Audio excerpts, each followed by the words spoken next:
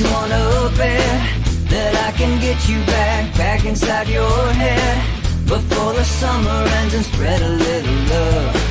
Just for a little fun, I'll make you come back to me before the rise of every sun. Baby, it's meant to be, I know you got a man, but he don't understand. You're gonna be a heartbreaker,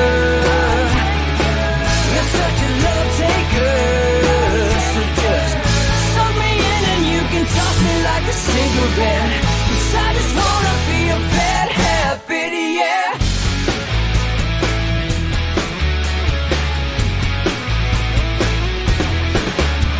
There's rhythm in our love, it's impressive, excessive. You can't make this stuff up. My chest beats, it's restless, wakes the neighbors up above. Yeah, baby, come and show me love. Baby, come and show me love, because you're gonna be a heartbreaker, you're such a love taker. So just suck me in and you can toss me like a cigarette, 'cause I just wanna be a bad habit, yeah.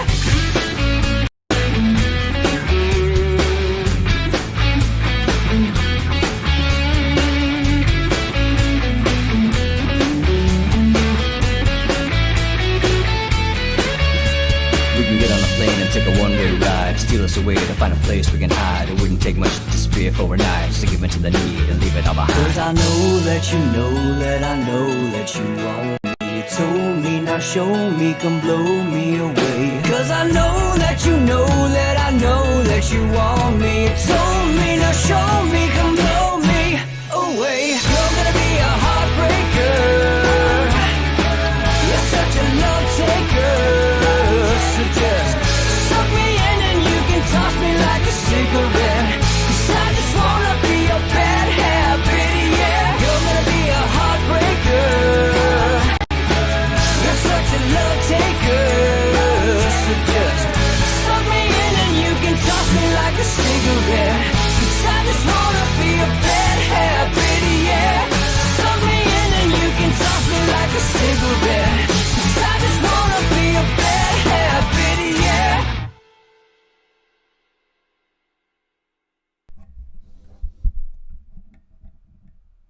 Good morning and welcome to Inside the Numbers with the People's Pundit. And I am Rich Barris, your host, the People's Pundit. There's a lot going on today, but let's start just real quick with a announcement. It looks like we'll be polling the California recall, And, we had been polling California, shared some of those results with you, and was talking to some people yesterday, and why not? Why not? So we're not going to do that during the public polling project, at least not yet. It's probably best if we just do this off. Let's see what happens. If I pack the public polling project with too much, then we're not going to have steady Biden administration approval and issue testing, stuff like that. So if we can make it happen without you guys doing that, then we're going to do that. All right. So we'll be polling whether or not, how many for yes, how many for no, whether or not voters in California think there are viable alternatives. Because I've spoken about this before and telling you my gut says that yes to recall would be higher if voters had a viable choice. There are too many undecideds. What those undecideds look like. Of course, it's a very partisan state, very blue state. But if there was a strong candidate, a viable alternative on the Republican side, not the mayor, I'm sorry, he's still a politician. It's just too blue of a state for a typical politician to win. I'm sorry to say, that's just true. It's too blue of a state. It has to be very out of the box and has to be viable. Has to be somebody likable. Really likable. Not someone who looks like, somebody pointed this out to me yesterday. It's true. Gavin Newsom kind of looks like Patrick Bateman from American Psycho. With the hair the way he is, he kind of does. And every time I look at Gavin Newsom now, I'm going to think about that. But they're going to put up somebody, if the recall does succeed, they're going to put up somebody who is viable. Democrats, meaning Democrats, are going to put up somebody who is viable. And their strategy is really clear. First, to oppose the recount by vigorous and strict signature verification. But also, when it goes through, they're just pitching this thing as a partisan Republican recall. And that's what they're calling it. That's what they're branding it. And so a friend of mine sent me a great article a couple of weeks back. And it basically said that Democrats are very comfortable that they can just keep this in that frame of it, right? So if they just frame it as a partisan attempt, the state's leanings will carry the day. And the current mix of potential candidates, we all know the names that are floating around. I just mentioned the mayor. That is not good enough. And they know it's not good enough. There's one fear, however, that they have, which is a celebrity running. A celebrity who is obviously a competent and viable and likable celebrity. And their fears could come true. It is not outside of the realm of possibility. And I'd like to see, I mean, Laura, there's just too many undecideds. Too many. In a state like California, it's very, very blue. You got Gavin Newsom down the last time we looked in the low 40s. But you still have to they're going to put somebody else. Let them fight between their so-called moderate, which is really their left, and then their super, uber, duper left wing. Mm-hmm. Let those wings fight it out like we saw in 2018. All right? And if the Republican vote had been consolidated, then the right candidate could have squeaked by. True story.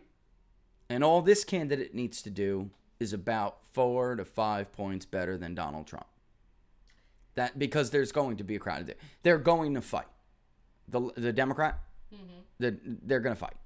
So you have the Newsom wing who thinks they made a mess out of things. I mean, who the farther left thinks made a mess out of things without even going as far as they'd like to go. So that's going to be a jungle primary kind of fight. That is what is going to go down. All right. But even in the low 40s in approval rate, it's just not good enough if you don't have somebody who's viable. So then why doesn't that translate into more yeses? Why? Because there are so many people who look at the potential field in the Republican Party and say to themselves, I don't think so. You need a viable option. You need a viable option to get people to really consider doing. A viable option. Yeah, we'll get there later. But no. yeah, we know a viable option. There's no doubt. And we need it to be to the point where people open their minds to this. Mm-hmm. It's a blue state. And you have to do something out of the box. All right. With that in mind, that was the opening announcement. Couple of economic things I want to talk about. But we do have to get through this Matt Gaetz thing. All right. Yes. Because I don't have the clip from him from Tucker. And that's fine. So he goes on Tucker last night. And he puts a series of tweets on Twitter, which you can go and read for yourself. Basically, the New York Times drops this story yesterday. Again, you know how they source things. That says that he is under investigation for alleged sex trafficking with a 17-year-old he was dating and paying for to be traveling with him. First of all, I don't mean to laugh. I just want to say this right off the bat. If that's applied across the board, there's going to be a lot of senators and congressmen indicted for sex trafficking. But it's not. So we already know that doesn't happen, so that's already sketchy. Yes. In and of itself. That's all right? Far reach. It's really a reach. It really is. Now, the second thing is, why was that investigation even brought to someone's attention? Like I said, why is he being singled out when there are all these other things that everybody knows is going on? Why is he being singled out? So, according to Gaetz, and I have to disclose something here, because his father's involved as well. Mm-hmm. I remember years ago, they are very well known in Florida politics, yes. Okay?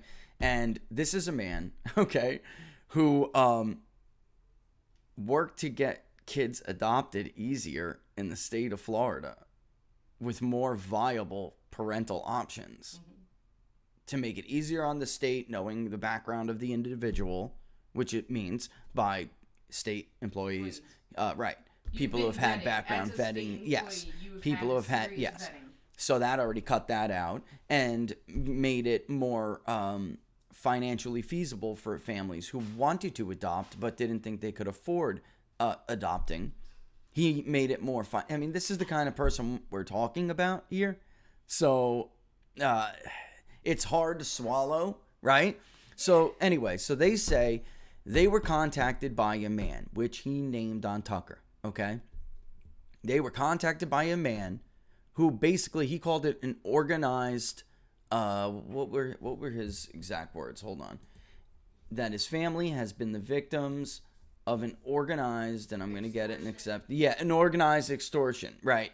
And he named Miguel, former DOJ official. They claim to even have connections to the Obama White House. I mean, the Freud, paging Dr. Freud. All right. They claim to even have connections to the Biden White House and promised that he would pardon Gaetz if he paid him 25. Well, he would make the. Doesn't even make sense though. How do you make the investigation go away and also offer a pardon if it doesn't go away, right? So it's like this blanket coverage. $25 million is the price tag for this extortion effort. All right. So they go to the local FBI, which I am not surprised. If this happened, that is what the Gaetz family would do. They would call the local bureau in Florida and say, we are being extorted. All right. So they put a wire on Senior. And this sting operation to catch these corrupt actors, what they're essentially, for those of you who don't know this world, when you leave the Defense Department, when you leave the Justice Department, organized criminal extortion, that's what it said. So when somebody like a David McGee leaves these circles, he still has a lot of interactions, even can exert power over this sector when they leave, this public sector. So a general leaves his post and he gets a job defense contracting or whatever. He still can exert power over things that are going on the base. When a lawyer leaves the FBI or the Justice Department and goes to a private practice, they still talk to people who are still in the bureau or in the department on the main justice. If you want to see that for yourself, read Rod Rosenstein's emails leading up to when he appointed the special counsel Robert Mueller in what we now know to be a fake investigation of a fake crime that never happened. Shocker. Rod Rosenstein's inbox was bombarded by people like David McGee. I know you'll do what's best for the country. You can't let him go in this office unopposed. Read it yourself. And that is where, if you do, that's the cache of emails where you'll see Rosenstein say, Mueller and I are on the same page. Sometimes the times call on you to act. Right? You remember that? I mean, these people, their delusions of grandeur, they're incredible. Like, they really believe they're uber important in this society. And there's absolutely an inbox worth of emails showing you that people like Mr. McGee can make the wheels move at Main Justice and at the Bureau itself. So anyway, they put on a wire to catch David McGee and his associates, according to Matt Gaetz. And this sting is about to go down today. Coincidentally. And the New York Times story drops yesterday afternoon. Coincidence, I think. The day before the sting. Which would have implicated God knows who. Maybe it doesn't go any farther than him. Anyway, to either confirm or debunk Matt's story, which may sound incredible to some people, but after what we have learned about this country, the Justice Department in this country, over the last, I wouldn't even say 4 years. I'd say beyond that. Because we learned a lot of horrible things under the Obama era. At the Bureau, at main floor, at Main Justice. This is not at all a tall tale. Yeah. It's no shock. It's no shock. This is actually run-of-the-mill. I told you, we're third world now, guys. We are third world. They accused a duly elected president of being a traitor and then conducted a fake investigation on a fake crime that they knew never happened for years, and the media helped them do it. So here, if Matt is telling the truth, we have the New York Times stepping in with unnamed sources As usual. to protect the people who were extorting Matt and his family, an elected congressman, a duly elected congressman, a day before they're about to have the sting come down on them. They are actively participating and helping if that is the case. So what we need now is the FBI to release these tapes.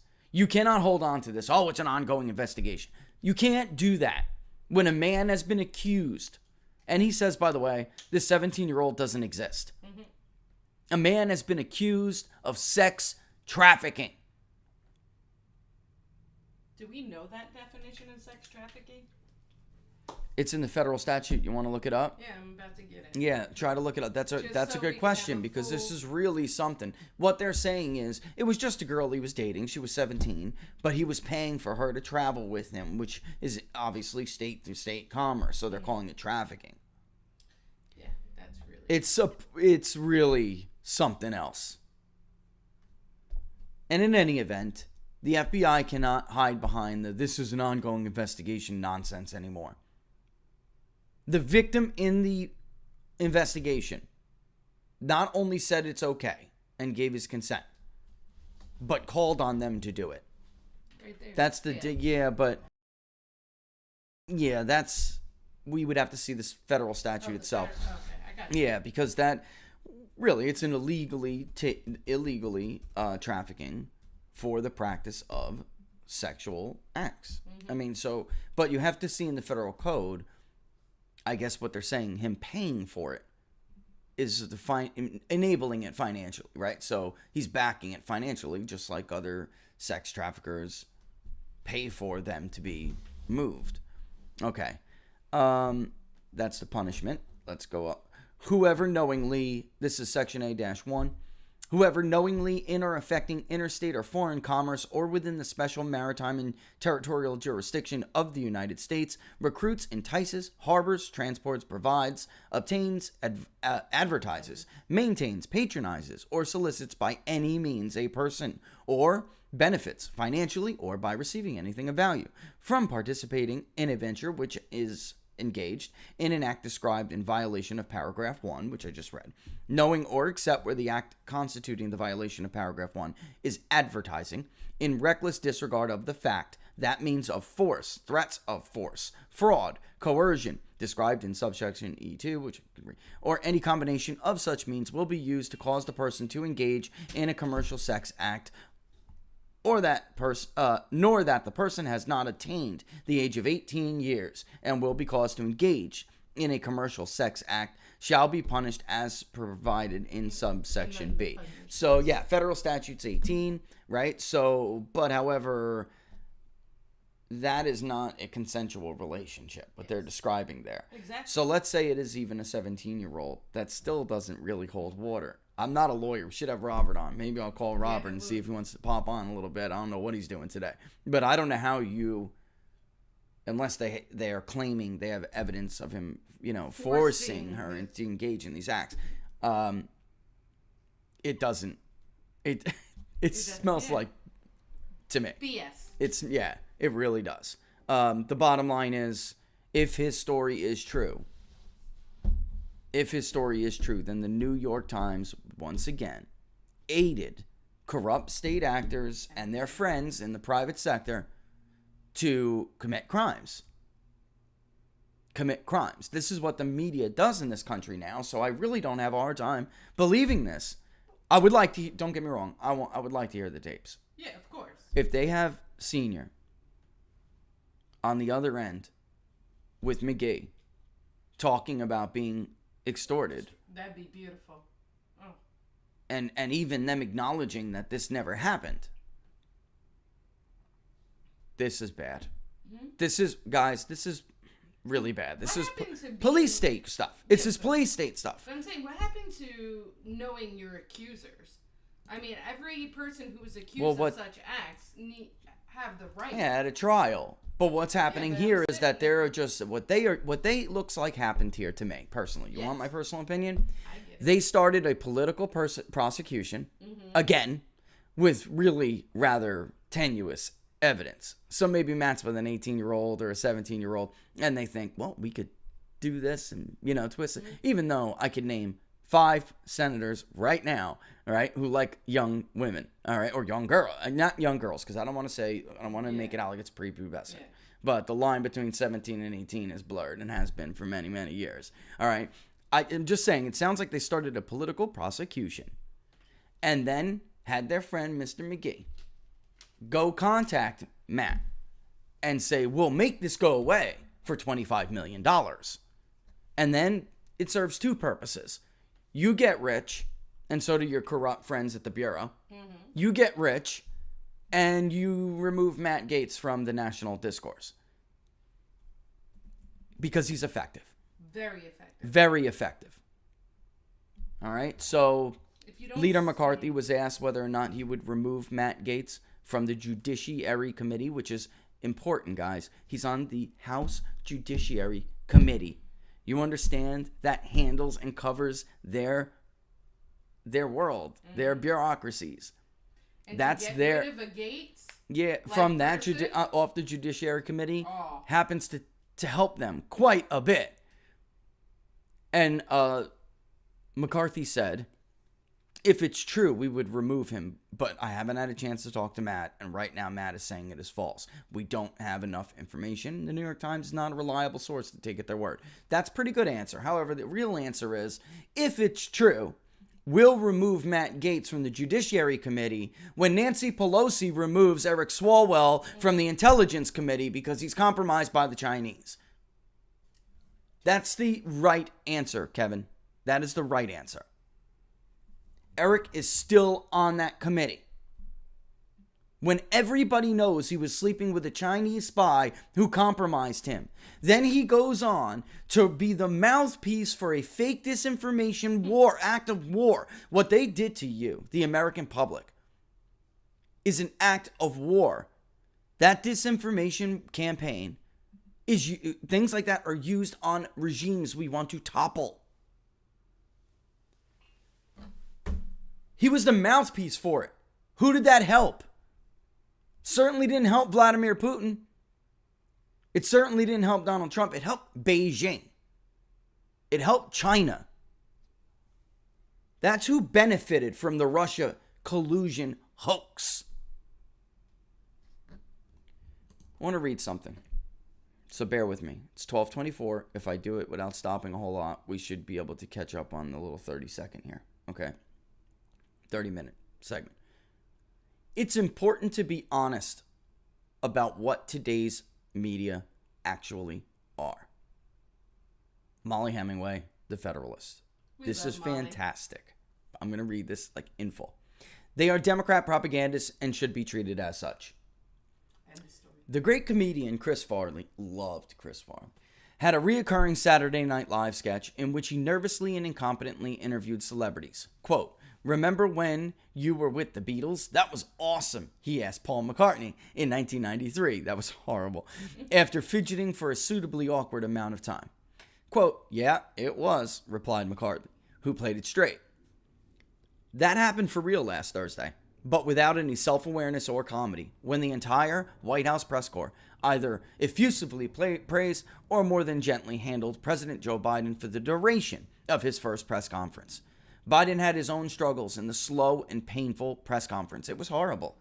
Repeatedly having to read off note cards to get through a few mild foreign policy topics and occasionally getting lost in what Brett Baer calls rhetorical cul-de-sacs.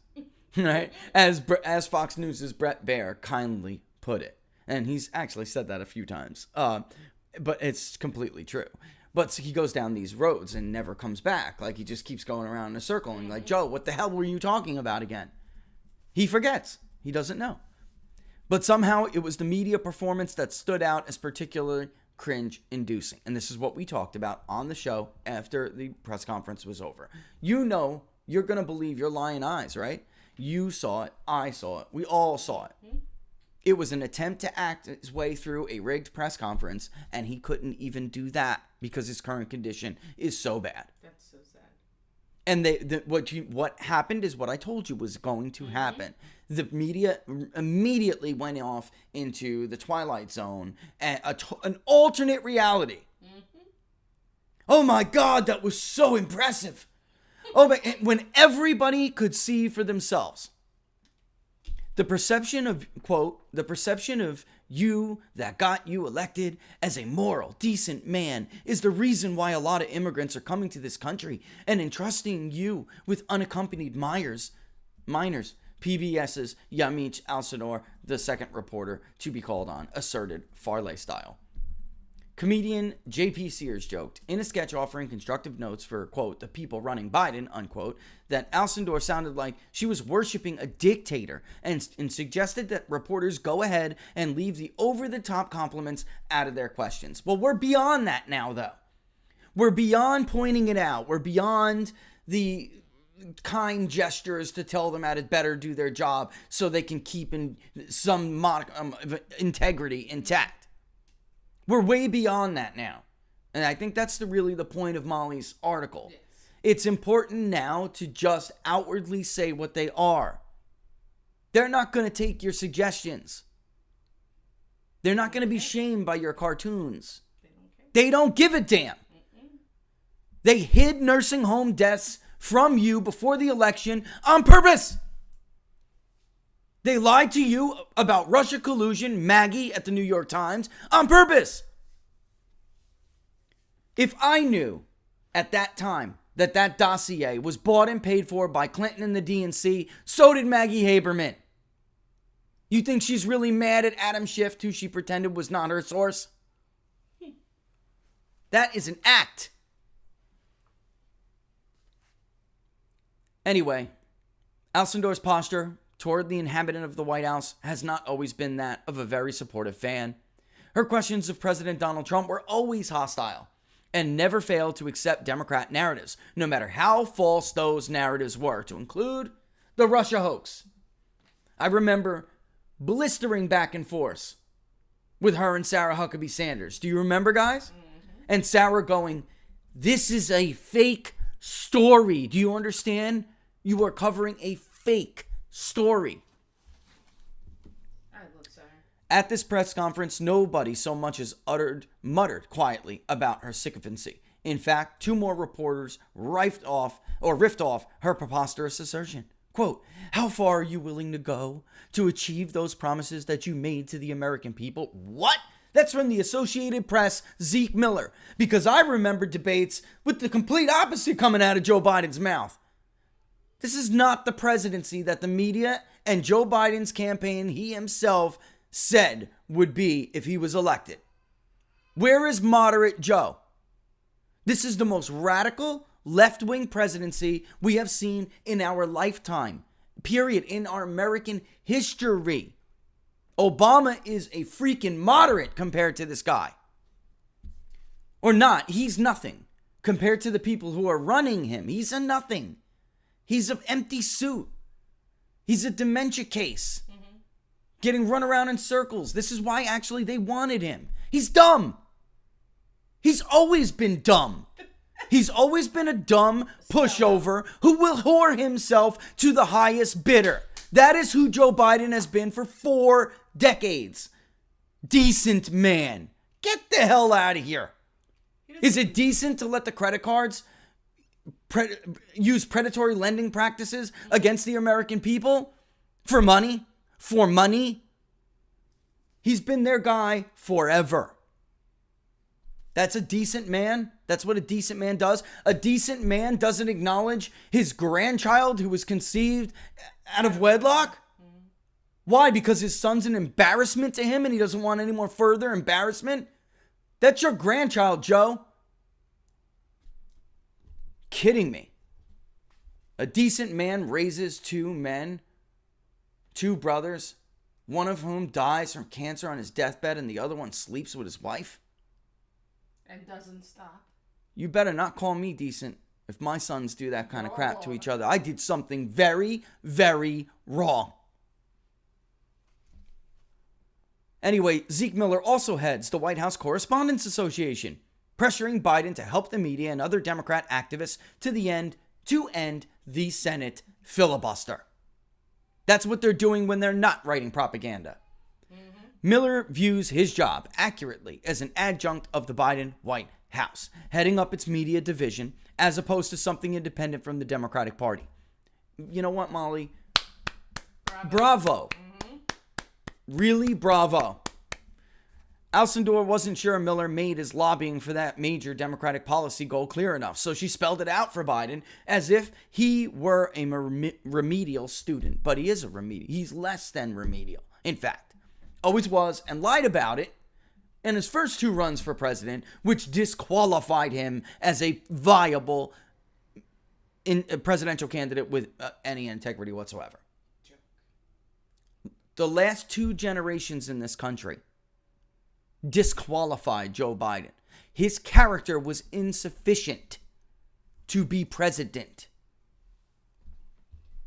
It took the whole Call Democratic Party to get him elected. No kidding. Call Trump what you want, and it took a lot more than that. Yeah. It took Zuckerbucks Yep. to bribe election officials around the country to change unilaterally, without the state legislator's stamp of approval, unilaterally election laws that have been in place to provide integrity in our elections forever. Anyway, going back, but bravo, Molly, for saying the truth here. When it comes to the filibuster, this is all quotes. This is Alcindor. When it comes to the filibuster, which is what Zeke was asking about, there's immigration. It is a big issue, of course, when it related to the filibuster. But there's also Republicans who are passing bill after bill trying to restrict voting rights. You afraid you can't have a Snickers bar in line? You afraid you're not going to get your Snicker break while you wait to vote? Requiring somebody provide a photo ID is not only obviously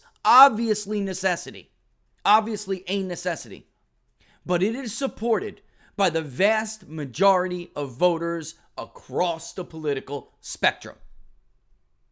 More than 8 in 10 in the state of Georgia. More than 8 in 10, according to this pollster. The only pollster to get the January 5th runoffs correctly, following up the best track record in November. Believe me, it is that much. The only ones who oppose it are white privileged liberals like Zeke. When it comes to the filibuster, blah, blah, blah. Anyway, Chuck Schumer is calling it an existential threat to democracy. Why not back a filibuster rule that at least gets around issues, including voting rights or immigration? She advocated, using Democratic talking points and slogans from her perch as a reporter. These media activists were completely opposite with Trump. They weren't professional or honest or trying to get at the truth. They were the adversarial political opposition. That's right. When Democrats were decimated in 2016 electorally, they were murdered at the state and local level. They held very little, historically speaking. And then the Republicans had the House. They had the Senate, and Trump won the White House. It was the trifecta. Because Democrats didn't have enough raw political power, the media stepped in to be the opposition party. And it prevented Donald Trump from getting the presidency that he was entitled to get as somebody who is duly elected. They helped them do things that we have never seen before, to include not even allowing the man to have his own nominees in his cabinet. Couldn't even get votes. Delay. Helping them build cases in mock kangaroo courts in Hawaii and the Ninth Circuit. Helping them push bogus lawsuits they knew were going to fail at the Supreme Court just to stop Donald Trump from implementing his immigration policies, which ultimately worked. So to the person I was arguing on with Twitter before with, that was in the beginning of his administration, and it was an organized effort by the left, by the left with the help of these people. Because everybody knew. Everybody knew. Let's take the travel ban. Everybody knew that the Supreme Court was going to uphold that travel ban. Even the lower hack courts that they judge shopped to get to impose these broad nationwide injunctions. To the point where the Supreme Court had to keep slapping them down, one after one. Openly stating in their rulings they're getting tired of these blanket injunctions that are doled out by people who do not have the authority to dole them out. Frivolous isn't even the word. No. Bogus lawsuits. Frivolous is when it's like weak, you know? Bogus is when there are lawyers who are literally typing up arguments they know are BS. The point is to bog down the judiciary. Yeah. To delay, while hundreds and hundreds of thousands pour over the border illegally because it's a numbers game to them. They don't give a damn how many babies, like yesterday, get tossed in the Rio Grande while someone else runs to jump over the fence. The baby is a prop. They don't care about any, right, they don't care about any or how many young girls have to be sexually abused on the way up to make sure she pays her way over the border. The reality of illegal immigration is horrific. There is nothing humane about supporting them. The word illegal immigration is a soft word. It's a soft way to describe it. Right. That's right. It really is. And you know what pisses me off? The Cindy McCains of the world. These are people who have worked in this sex trafficking. They know what they're promoting. To everyone in the McCain family who did work on this stuff. Congratulations. Congratulations. And you want to be a woman for... I mean, this is... Go tell us again how immoral Donald Trump is because he made fun of your daddy. Tell us again how immoral he is. You traded your daddy's honor for this. This is on you. In part. It's on you. These media activists, right, were completely opposite. In any case, the rest of the Biden press conference was bad too. As Michael Goodwin noted, New York Post columnist, no one asked him why he was reading from prepared talking points, unlike any other previous president before him. No one peppered him about the health reports he's kept hinting, or even when he's repeatedly lost his train of thought. You know, when he went in one of those, like Brett says, rhetorical cul-de-sacs, you would think that would be a time where a reporter would say at least this, Mr. President, after what you just did, what we just saw from you, don't you think it's at least warranted for the American people to have concerns? And don't you find it incumbent upon yourself as their president to put them at ease and explain yourself? There was nothing like that.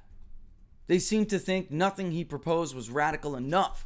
Quote, why don't you? When will you? Why haven't you? Over and over. The aim was not to ask a question, but to speed up the agenda. Goodwin wrote, here's more. The man who complained on unity is hell-bent on permanent polarization, meaning cancel culture and the supercharged racial climate are here to stay. Biden gave license to the worst instincts on the left with his repeated sneering references to all Republicans and especially Donald Trump. At one point, he actually accused Trump of letting immigrant children starve to death on the other side of the Mexican border. He said it in a room full of 30 supposed journalists, and not a single one challenged him or even asked him whether he meant it literally. In fact, not a single one challenged him on any of his falsehoods. Folks, there's a link to, Molly links to, not a single one challenged him. Go look at that list. Oh, it's like almost nothing he said was true. Where's the Washington Post lie count? Where's that? This is a clown world, Molly writes. This is embarrassing. This is unbecoming of professional adults. This is so ridiculous and self-debasing that even Chris Farley couldn't have played it for laughs. The term for people who lobby for Democratic policy in this clumsy of manner is, quote, Democrat activists in the propaganda field, unquote. Certainly not reporters or journalists. They need to be treated as what they are. It's time to stop acting like these political activists are professionals who do honest journalism. Continuing that pretense is not doing a favor to the public. It's not true. With very few exceptions, these people are not there to do journalism, and we need to be honest about that with the public. Not everyone is as bad as everyone else, but nearly the entire press corps is somewhere on the Democrat activist scale, from lefty to fringe, from shrewd to clumsy and clownish. And then there's a what to do section, which I'm going to get into. But the bottom line is you should go and read this article in detail because it's longer. I'm going to get into what she briefly says what to do. But I think that the crux here is that the days of using terms like media bias or don't you think as a reporter you should have done this, these days are over. We're beyond that now. They have accepted their role as propagandists. I have seen things in the last couple of months that rival North Korea state-run television. I am dead serious. No, it's true. It's not even it's not a joke. It's not like saying, it's not out of it's not hyperbole. It's factual. Fact. This is where we're at. And I will say, look at what Scott Adams tweeted today about, the Epstein story. Like, it's everywhere. Once you see it, you can't unsee it. And everyone is your job now, not to tell them that they're biased or they have a view, but they are crooks. They're propagandists. They're basically frauds. Frauds, and they're con men and women. That's what they are. They're trying to con you into thinking that they do journalism. They don't.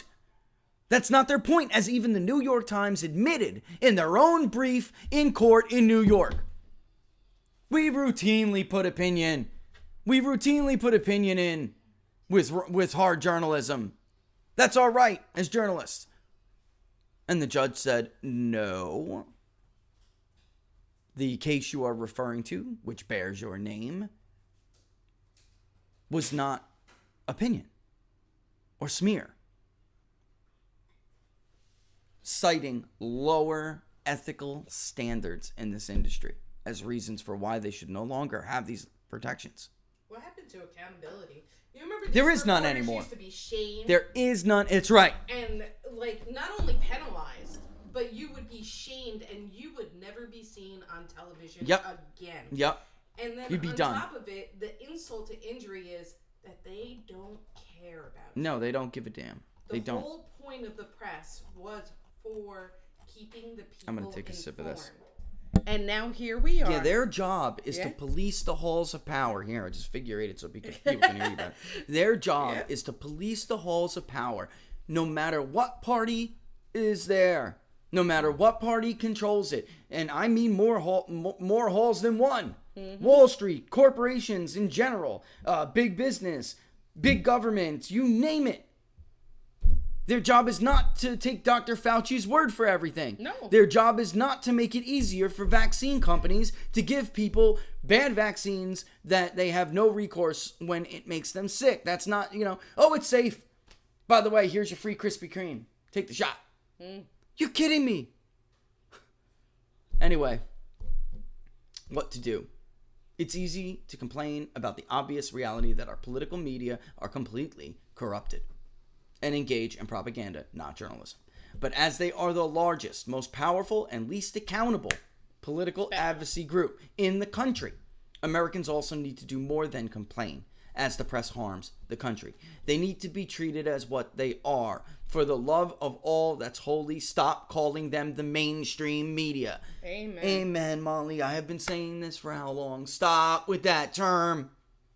We're beyond media bias, and they are certainly not mainstream. Stop calling them the mainstream media when they are anything but mainstream, with views far to the left of the average American.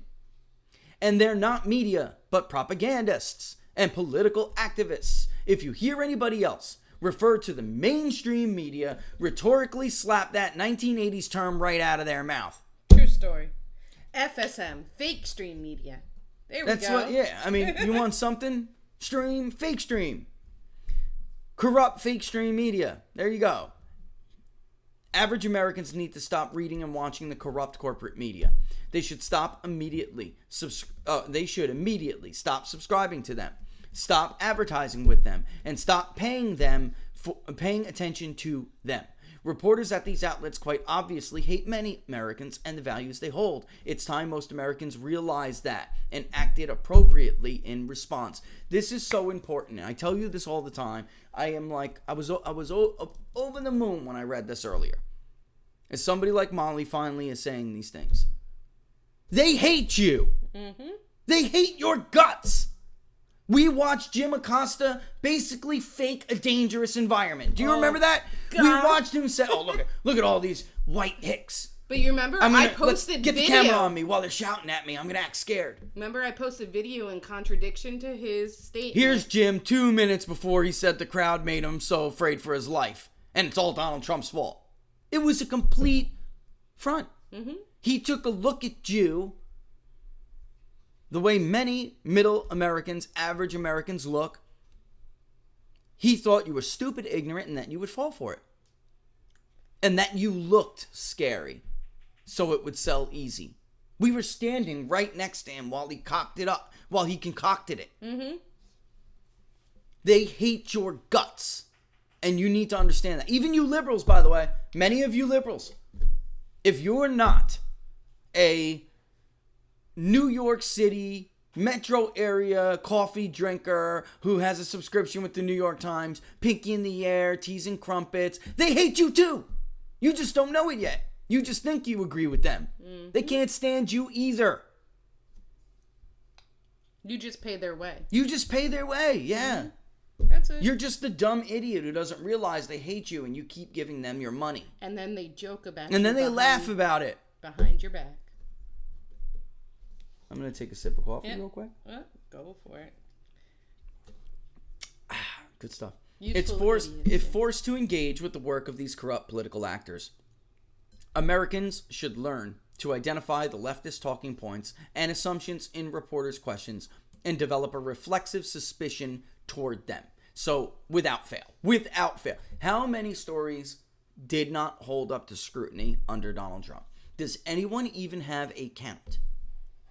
The Atlantic article. Trump called, bad names, called soldiers bad names. The Russia collusion hoax in its entirety. The transcript with Vladimir Zelensky and Donald Trump that they impeached the man over. In fact, did not say what the Washington Post and the New York Times initially claimed it said. And in fact, the New York Times had to remove, and MSNBC did it, so did CNN, 500 words from the transcript to make it sound like President Trump said something he did not say to Vladimir Zelensky. And then Adam Schiff, with that narrative, went to the microphone and read a fake transcript.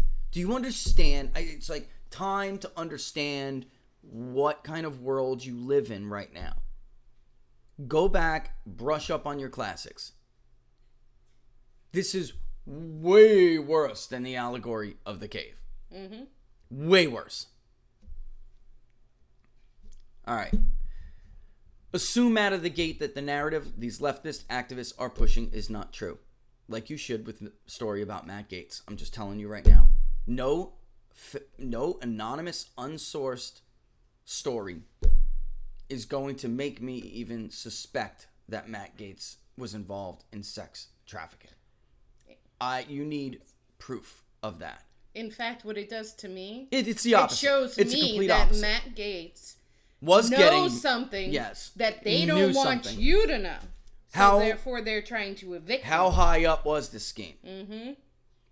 Because they claimed to know people at the White House, according to Gaetz's version of the story. Mm-hmm. You have to understand, the New York Times is not a truth-telling outfit. It's the kind of outfit that will intercede on justice They will prevent something like a sting operation that's going to catch people who are extorting a U.S. congressman, because it will look bad on their party if it goes through. This is not news. This is not journalism. This is sinister. And you should assume everything they say is fake, is false. Whether it's claims about Brett Kavanaugh being a serial gang rapist, something we talked about yesterday or Monday, right? Or claims about the Covington children attacking an innocent bystander, or claims about the 2016 election being won because Trump colluded with Russia, or any of the other daily false narratives they push. Simply assume that the opposite is more likely to be true, and only change your mind if you get real evidence from real reporters, because even the evidence has been faked. Even the evidence has been tampered with. Even internal FBI memos have been altered. You really have to have a level of suspicion that is probably, it's healthy for society to have a certain level of suspicion. But it'd be a cynicism. It's healthy to be at least a cynic in, some degree. But we're at a point now where you really have to consider that everything is garbage. It's just not true. Glenn said, remember last year when I joked that nobody would be worth voting for unless they were accused by being a pedo by a liberal? That's Glenn. Yeah, I said, I remember. Yeah, unless you're being accused of being a pedo by a left wing or something, or colluding with Vladimir Putin, then you're probably not even worth voting for.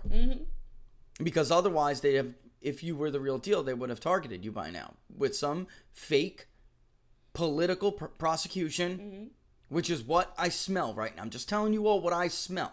I smell a corrupt lawyer in a private sector with his law firm extorting targets, which is probably why you saw so many resignations leading up to their effort to take the House. All right? Working with guys who are still in government, who are also corrupt and ideological, and they spring the trap. They start the investigation, and then the corrupt friends in the private sector extort the representative or the target, whoever the target may be. They create it, and then they become the savior. They create the crisis for the individual, and then they become the savior of the crisis that they have created. This is textbook Robert Higgs, by the way. Textbook. Crisis in Leviathan. Haven't we figured this out, that they don't change their game plan, they repackage it? It's just repackaged. It doesn't matter. Regifting. That's right, regifting. Yeah. But they put new wrapping paper on it. It's important to mention that. It's not just hand in the same box. It's got different bows on it, maybe some different ribbons, but it's still the same damn thing. Right. Whether it's claims, it goes on. You could go on and on. The list goes on forever. Get evidence. Change your mind when you get evidence from real evidence from real reporters. When they all tell you in unison that indefensibly mild voter security reforms are the same thing as, and we're not joking here, starving and dehydrating voters, assume they're lying with every bone in their body. It also goes without saying that average Americans should never, ever speak with a corporate reporter. And don't ever speak to the FBI either without a lawyer that you absolutely trust. I cannot believe how many people in Trump world really didn't think that the FBI was targeting them. And they thought they were the good guys. That's very foolish. The FBI and the national security state have never, ever, ever, ever, ever, ever been the good guys. Don't ever speak to a federal agent without a lawyer present. And don't ever speak to a reporter at all, because they twist everything you say.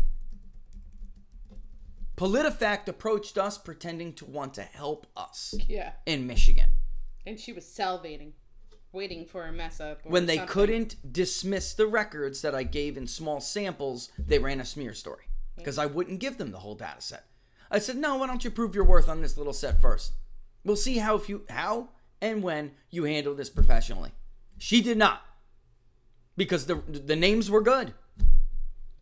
There was no way to explain it. So came the smear. It also goes without saying that average Americans, their decades-long track record of hostility, glee in destroying lives, and general mendacity mean you're an idiot if you engage with them. If you are a GOP official, grow a spine. Now, if you're a conservative leader of some kind or an elected Republican official, the requirements are much higher. Maybe you don't have Trump's courage in taking on the media, but you must still do your part. As a start, stop thinking of the corporate press as anything other than Democratic partisan activists and propaganda pushers. Kevin McCarthy, even answering that question this morning, the correct answer was, I will remove Gaetz if it's true when you remove Swalwell. Have some self-respect and recognize this reality. My goodness, it is embarrassing to see the fealty and subservience that Republican and conservative leaders have in the face of the propagandists. On Sunday, Representative Michael Waltz taught a master's class in how to handle propaganda from a CNN host. Folks, I'm not going to bring this on. If you read this article, which I will send out in the chat box in a little bit, during the break, I'll send it out. You got to watch this. You got it. Waltz knew the details of the issue the corrupt CNN host was pushing propaganda about and had the confidence of his viewpoint to fight back. Senator Rand Paul of Kentucky always does an excellent job of understanding media's false assumptions, enough to immediately push back on them, and he destroyed George Stephanopoulos. These men retain their composure. Very important. Retain your composure. And she says, and their principles. I would say don't sacrifice your principles in doing it. You can do both. And recognize the media as the corrupt activists they are. Yes, it requires preparation and nimbleness, but it can be done. Anyway, consider other creative responses. And then there's embrace the vibrant media space at long last. And I'm going to read the first sentences from each because they're long. We're going to go to break here. But another option, a great option, is to starve these corrupt actors from getting your free help. There is no need to respond to whatever your most powerful and unaccountable political opponent says you have to respond to, particularly on their own corrupt and partisan terms. This is something that pissed me off about Trump. Treat them as your primary political opposition because they are. Why on hell would you talk to that hack Woodward? Why on earth would you do that when we all know that he typically writes unflattering books about presidents, but you know damn well, with all the comments, you think Woodward and Burns didn't know the Russia collusion hoax was fake? Why Trump would do that, and like Robert and I talk about, his obsession with the New York Times all the time, feeling the need to respond. Screw them. True story. Embrace the vibrant media space at long last. The non-leftist media ecosystem is more vibrant and built out thanks to the failures of the corporate media. All right, right-of-center political groups and leaders should stop giving their news items to corrupt major media, as if they're nerdy and socially awkward high schoolers trying to convince themselves that the hot chick will get busy with them if they play it right. Molly, I love you. Yeah. You are fantastic. I'm going to read that again. Right-of-center political groups and leaders should stop giving their news items to corrupt major media as if they're nerdy and socially awkward high schoolers trying to convince themselves that the hot chick will get busy with them if they play it right. Amen. Because it's never going to happen. You know? They never get the girl. They never get the cheerleader. The what do they call it? Captain of the cheerleading team. Mm-hmm. It doesn't happen. They need to work with the real journalists at non-leftist outlets. The Trump administration, for all its success in recognizing the corruption of corporate media, failed at this spectacularly. Absolutely. They would run and give that exclusive to a hostile outlet while there were far more outlets that were in alternative media, which were more deserving of the interviews, more deserving of the information, to include our own. So yeah, I'm being a little biased here, but and B, would give them a fair shake, a real shake. So they need to work with real journalists and non-leftist outfits, and Trump did fail to do that, and he failed spectacularly. She's absolutely right. The political organizations on the right need to be more aggressive in responding to the falsehoods, lies, and defamations that routinely come out against them from the political media, like my desire to sue PolitiFact. That is why. They can't get away with fake fact checks and smears. So they're smears dressed up as fact checks. They cannot get away with that.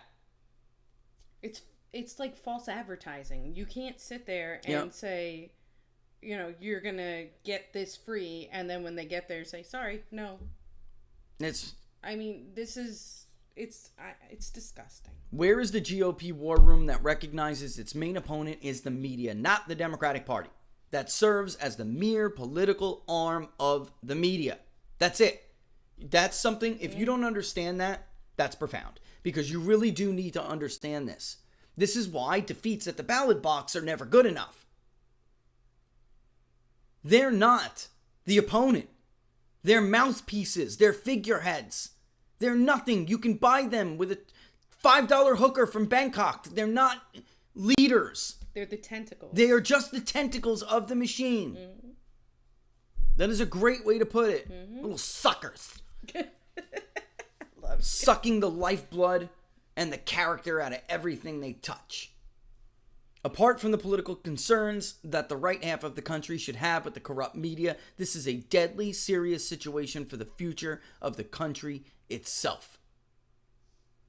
Quote, it should be borne in mind that the first step taken by any potential authoritarian or dictatorial regime is to gain control of communications, particularly the delivery of news, wrote Judge Lawrence Silberman of the D.C. Circuit for the Court of Appeals. Quote, it is fair to conclude, therefore, that one-party control of the press and media is a threat to a viable democracy. I read from that ruling last week. I believe it was was it Monday, or was it Inside the Numbers, or what are the odds? And if you have not read Silberman's ruling, you really need to do so. Unquote. Now back to Molly here. End of article. That press conference was so horrific that it should serve as a wake-up call of how dire the situation is, with its weak, sycophantic questions after years of hyena-like behavior. The White House press corps, like most of the rest of the media, is an embarrassment. It pushes propaganda. Treat them like the propagandists they are. Amen. Period. End of story. Mic drop. Mic drop. With that, that's a good time to pitch the locals community. Support the locals community, all right, which you can do by the link below if you're watching on YouTube. A lot of exciting things coming with locals. Mm-hmm. Actually, more exciting than I thought.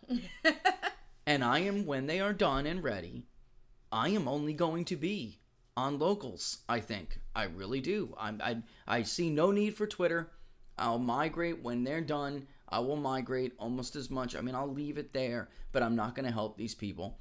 PPD is permanently banned, it looks like. So they've essentially taken that, all the 10 years of work banned from a platform. Laura is permanently banned. I have no need, and Periscope is down now, and we didn't get an information for Twitter TV. Yeah, we didn't get an invite. We didn't get an invite. Shocker. With the views we have had on these shows, some of these shows, you're kidding, right? I mean, honestly, some of our election coverage beat CNN hosts. I'm not even joking. We got more views than they got ratings. You're kidding, right? And then we're also on Gitmo.life too. Yeah, Gitmo.life. If you'd like to follow us, it's better than Twitter. It's a user interface that is very much like Twitter, only it spanks Twitter. Frankly, It does. All right, but it is a website, desktop only, and there are reasons for that. If you want a mobile app, there are things that come with it. It works on the mobile. It works the mobile version, so you bookmark a mobile thing. Yeah. But what I'm saying is you put a mobile app on your phone, and there are things that come with it. Yeah. Speaking of which, we have to remove Periscope. If you have Periscope on your phone, remove it.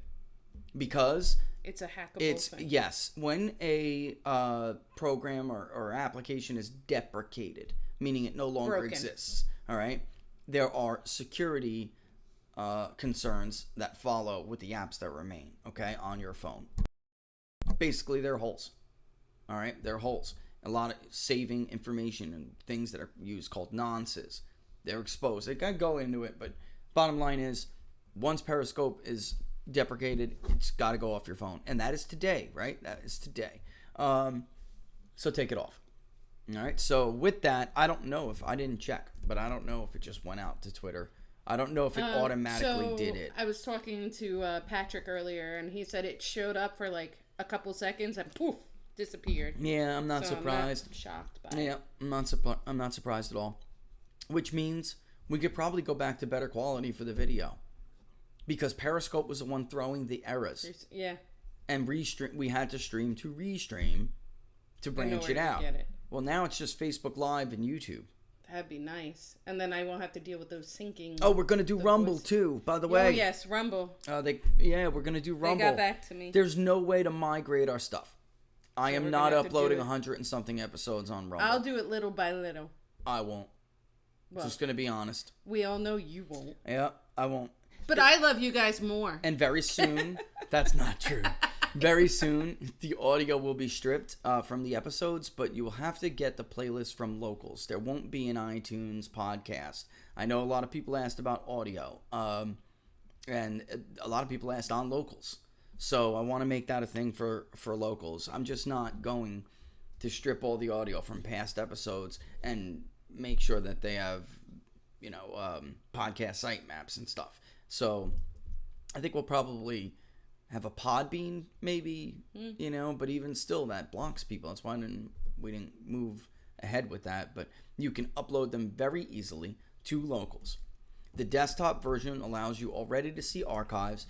Spoke with them. They said that it's coming where you can go through archives using the app too, which is great. That will be added. And then some of the new features for streaming and such they're really cool.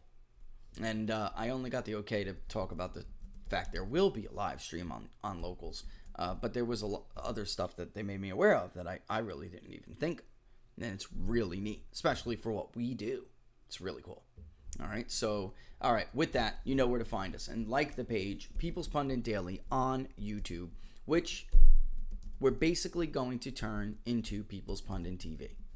All right, just to tell you all, it's time to just let everybody know. Mm-hmm. All right, and we'll be moving more towards video, even on economic news, which I'm going to talk about when we come back. There'll be blips of me, very little, only data. The consumer sentiment index came in at up or down from in whatever month. The forecasts range from a low of this to a high of that. The consensus forecast was this. Chart, end of story, video, somebody, because I actually think there's going to be more people. Somebody will do it as a report really quick. They really removed, removing PPD from Twitter really made us have to change how we do things here.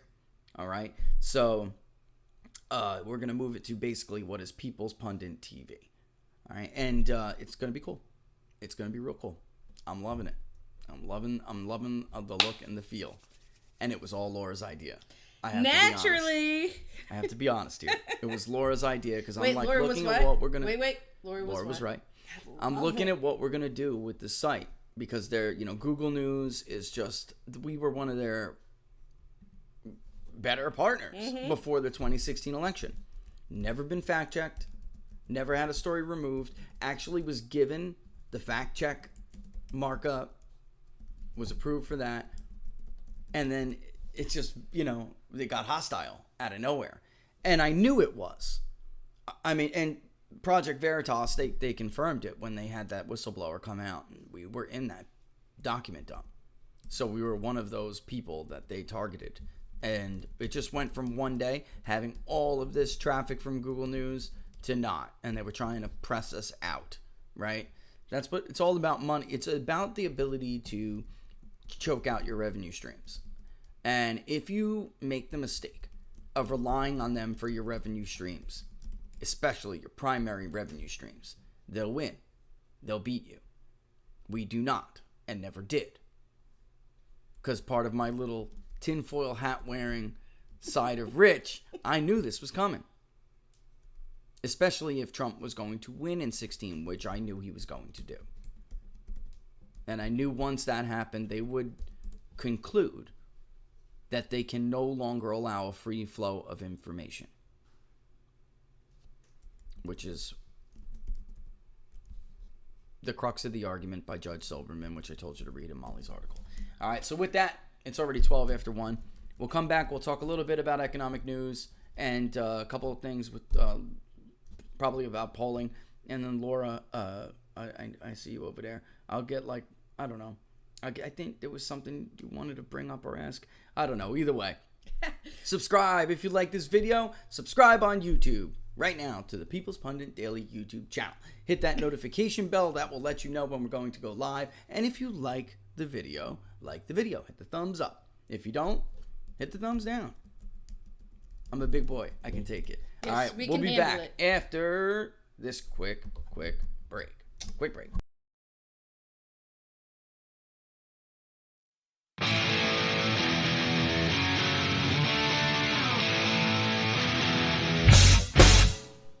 How much you wanna bet that I can get you back inside your head before the summer ends and spread a little love.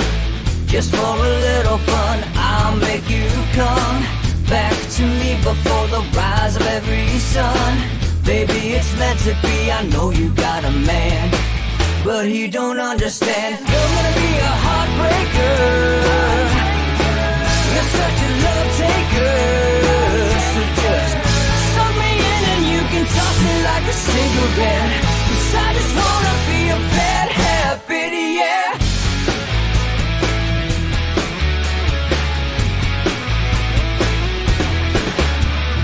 Rhythm in our love, it's impressive, excessive. You can't make this stuff up. My chest beats, it's restless, wakes the neighbors up above. Yeah, baby, come and show me love. Baby, come and show me love. Because you're gonna be a heartbreaker. You're such a love taker. So just suck me in and you can toss me like a cigarette. 'Cause I just wanna be a bad habit, yeah.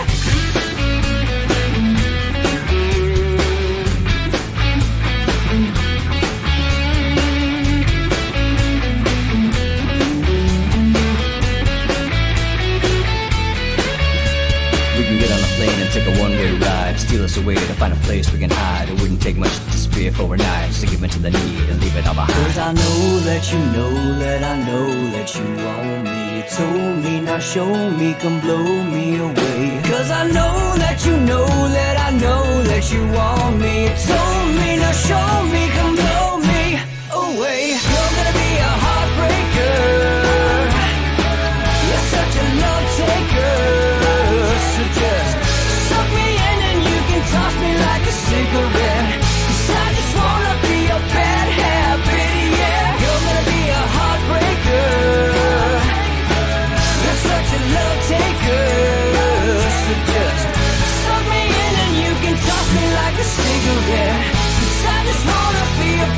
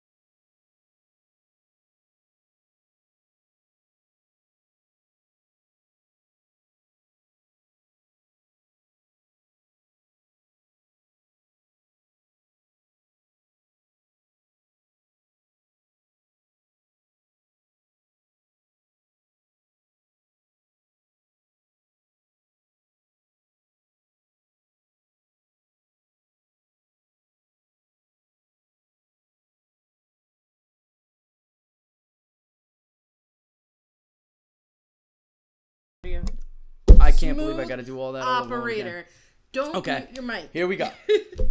Well, you hear it in background. It's a good thing I did, right? So, welcome back to Inside the Numbers with the People's Pundit. I am your host, Rich Barris, the People's Pundit. If you like the video, go ahead and hit a thumbs up. If you like the show, don't forget to subscribe to the YouTube channel, People's Pundit Daily. Hit that notification bell. That'll let you know when we are going to go live. If you watch on Facebook Live, which we see so many of you do, and we invite you week after week, just do us a favor and go ahead and hit the like button if you're still on Facebook. We'd very much appreciate it. You can still follow me on Twitter at peoples_pundit.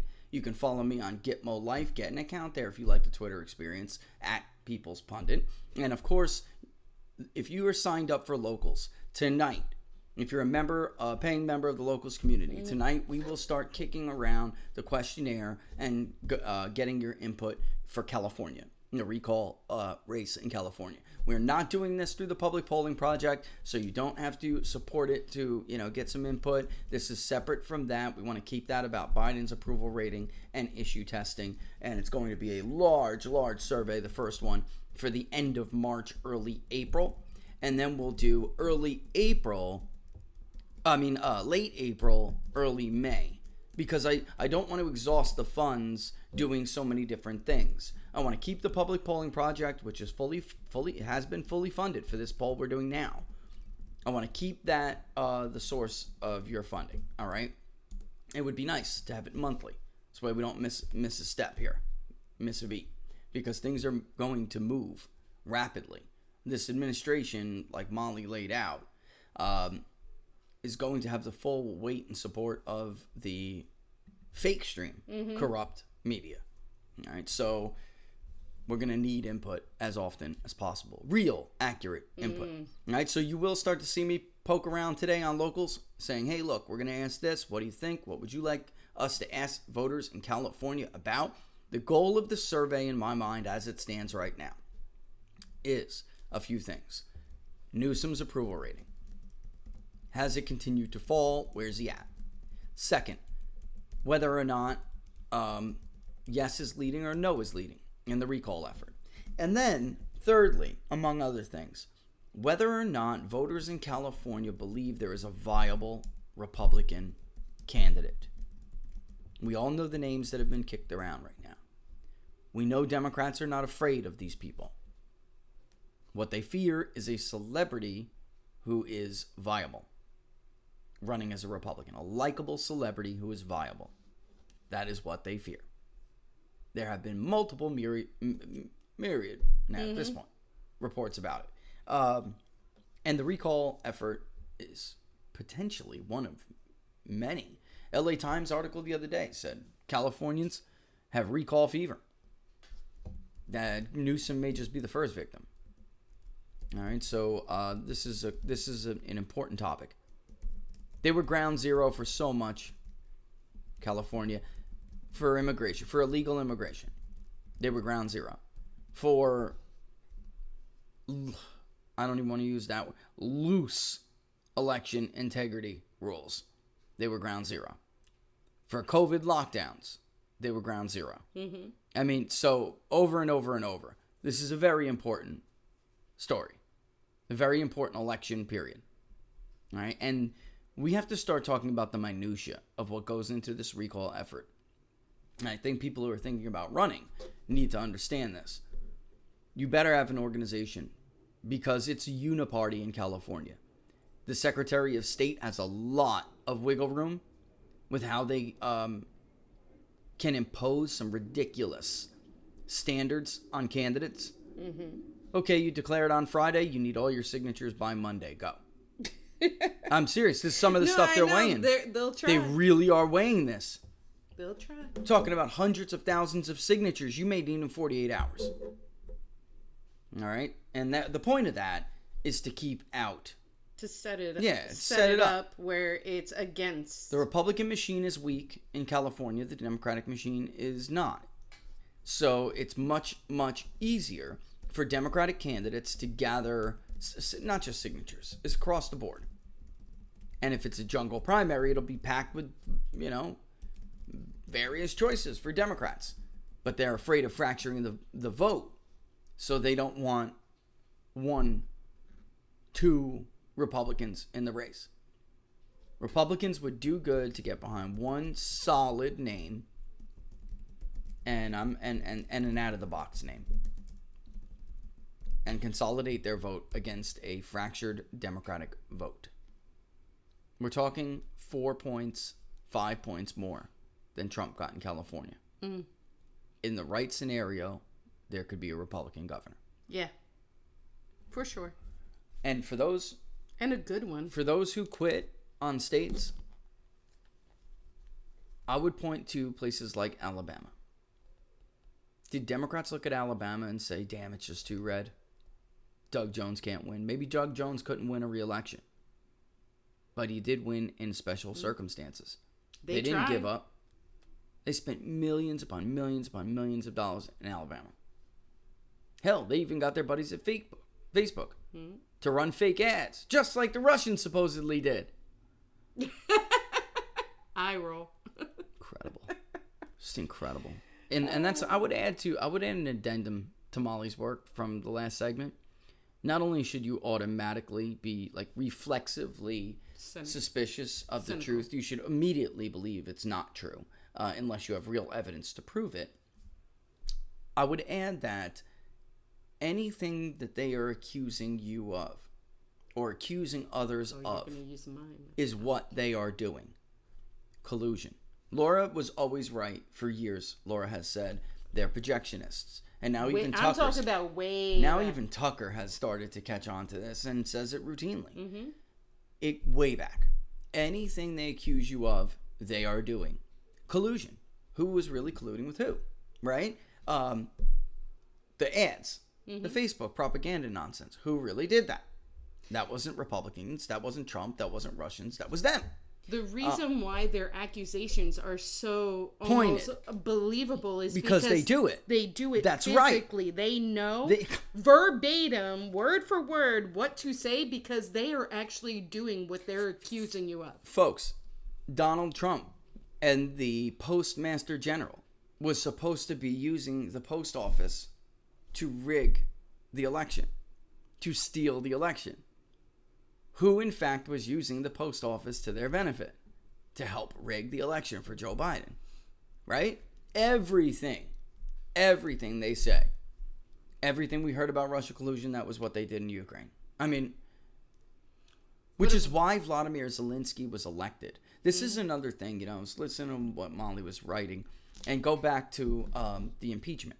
No amount of evidence that you'd put up, you would show clearly in like text messages from one ambassador to another or whatever. You would show clearly that there was a big giant hole in Democrat stories, and Eric Swalwell or the rest of them would just get up and pretend it didn't exist and just keep marching with the same talking point that had been thoroughly debunked. One of the things they did during that trial was completely spin who the good and the bad guys were.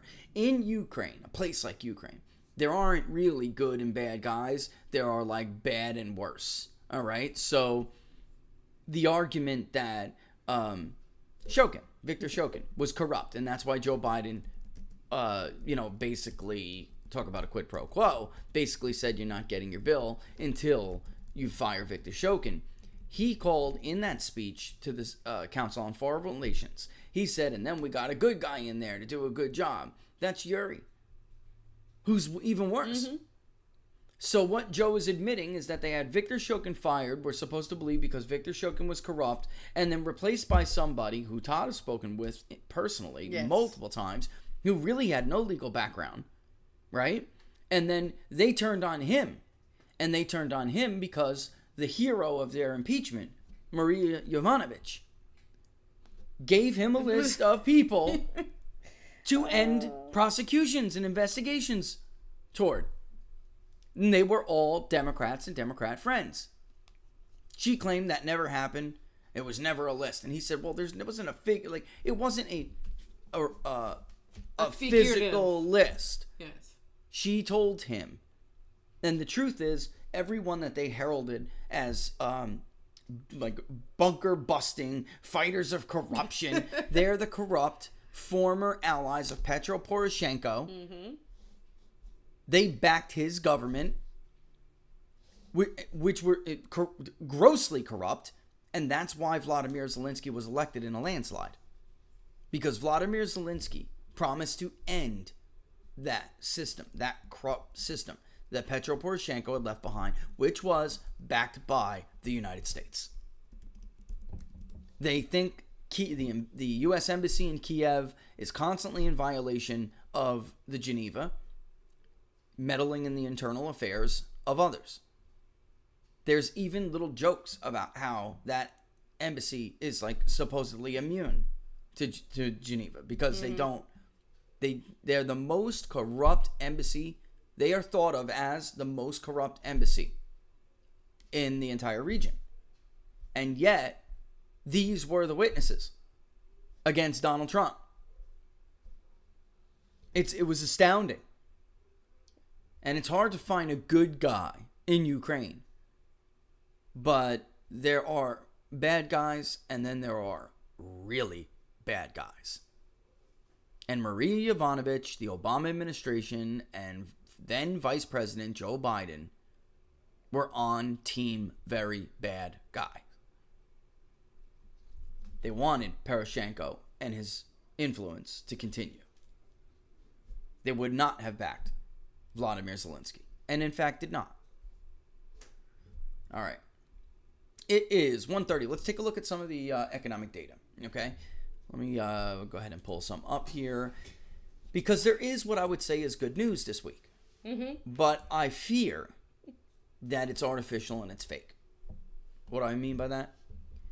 There is no evidence that stimulus payments have a long-lasting impact on the economy.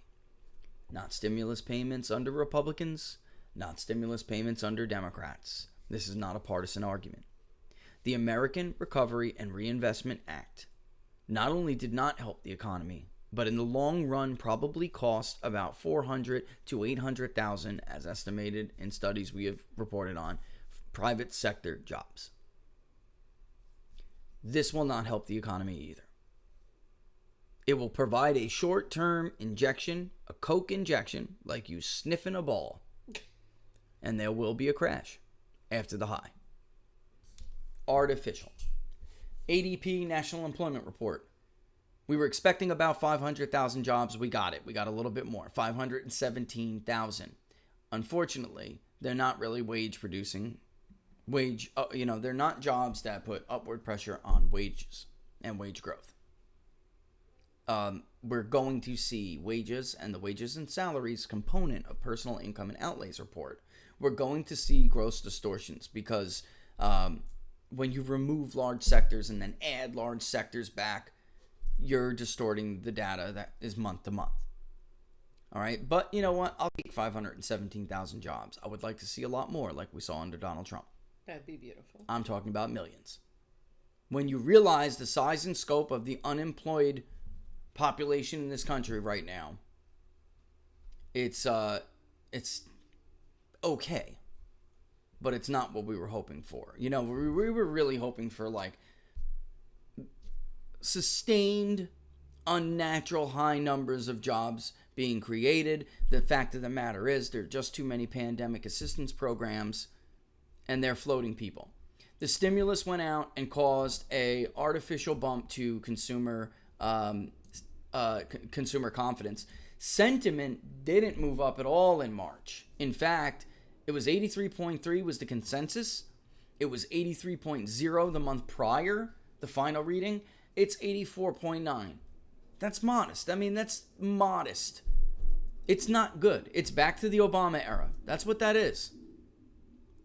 Consumer confidence today did beat expectations. The consensus was 96. It ranged from a low of 93 to a high of 100.1, and it way surpassed the high end of the forecast, 109.7. Now, that's going to be a good talking point for the Obama administration.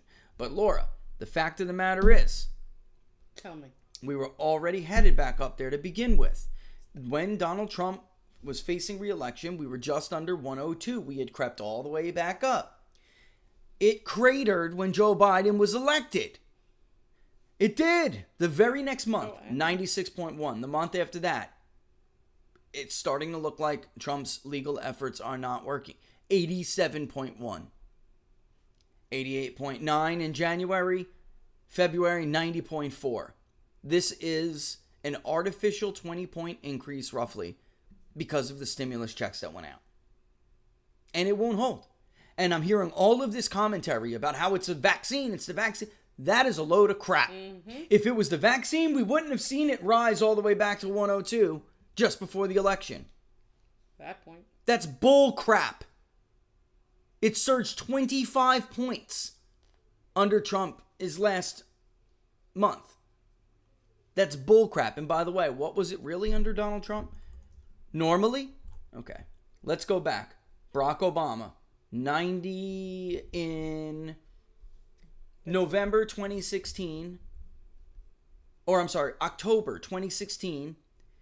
It had gone over 6 months from 94.2 to 98.6. Very typical for Barack Obama, even though we did have a strong September at 104. It fell again right before the election.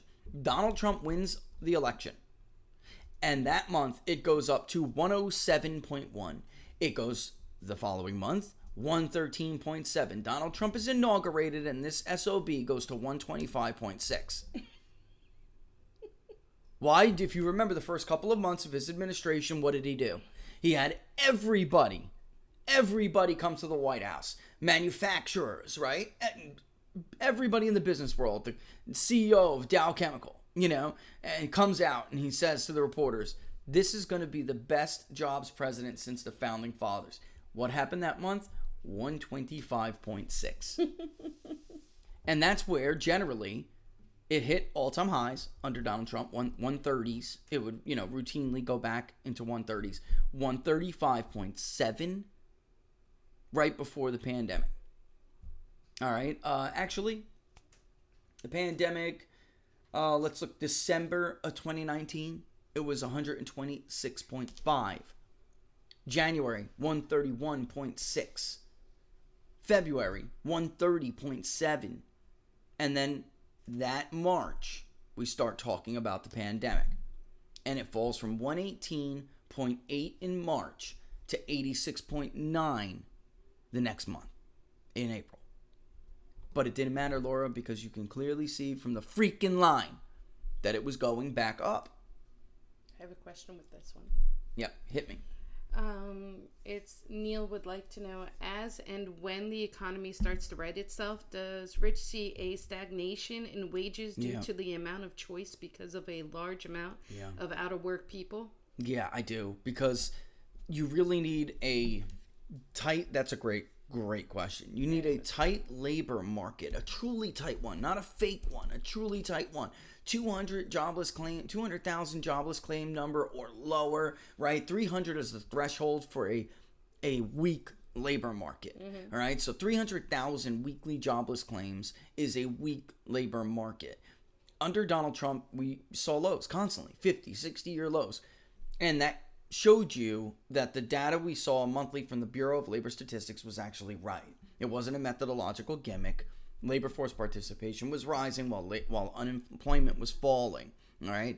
Under Obama, unemployment fell because labor force participation fell. It was a gimmick. It was not real. And that's why wage growth never happened, never occurred. I also worry about Biden. He really wants to get this tax plan through, and he's lying, by the way, about this. I don't care what the AP says with their stupid fake fact check. Listen between the lines.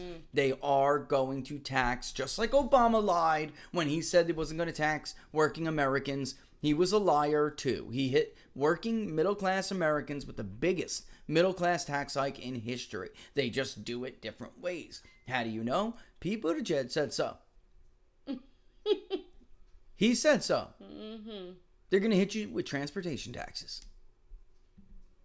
All right? And I worry about what he's going to do to some of the higher tax brackets. What people don't understand is that a lot of individuals, a lot of corporations file as individuals. I know they do it with their individual taxes, and that there is overlap there. This was the argument that Republicans were making when they passed the Tax Cuts and Jobs Act in the first place.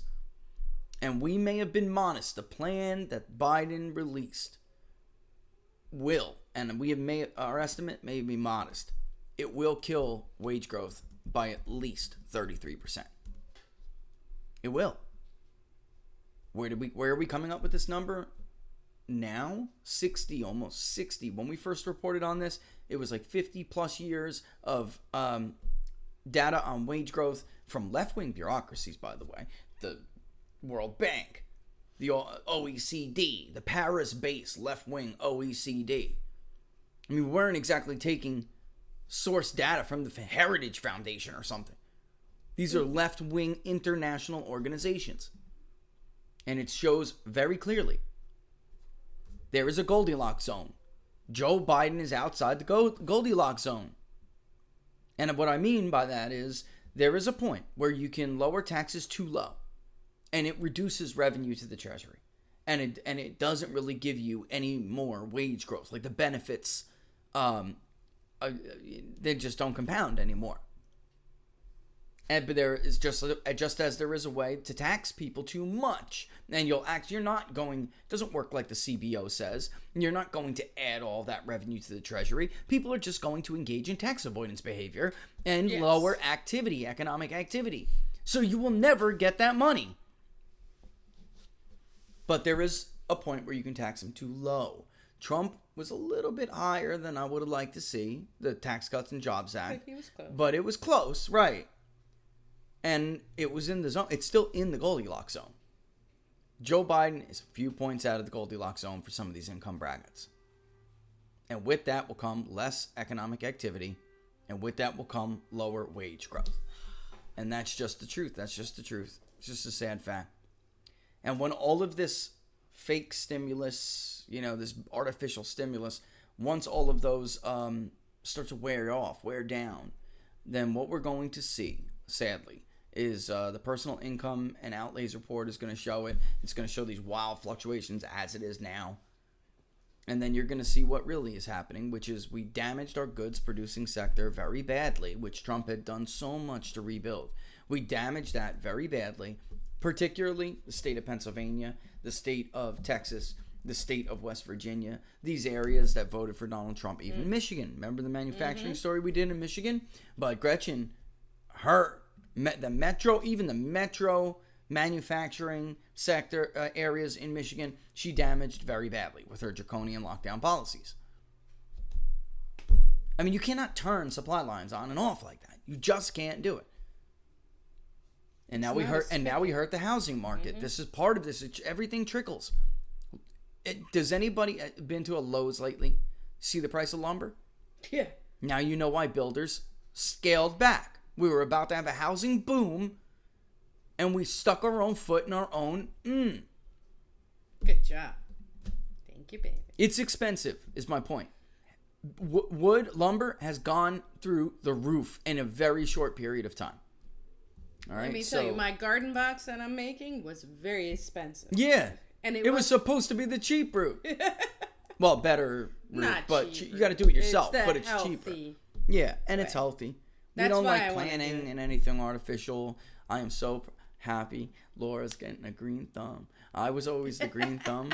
And hey, listen, in the beginning, my thumb was so black that I could kill a fake plant. Anything. And I'm like, oh my God. So I started taking notes, all right? Yeah, but she applied herself. And now, I mean, things are looking really nice. But since, as a reward for her efforts, they have these, like, they're really easy, guys. If you want to do this, it's really easy. They're blocks and they're shaped like crosses. Yeah, and they have grooves slots in each, and you just quite literally get 2 by 6 by whatever you want. We are doing 8 for the larger one. 2 by 6 by 8. You put the blocks on the ground.